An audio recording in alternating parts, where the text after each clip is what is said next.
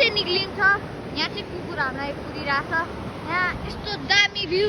यहाँ चाहिँ हाम्रो प्रजी, यहाँ पनि मम्मी अनि बाबा चाहिँ ऊ पर सिङ्गल निक्लिनु भइसक्यो।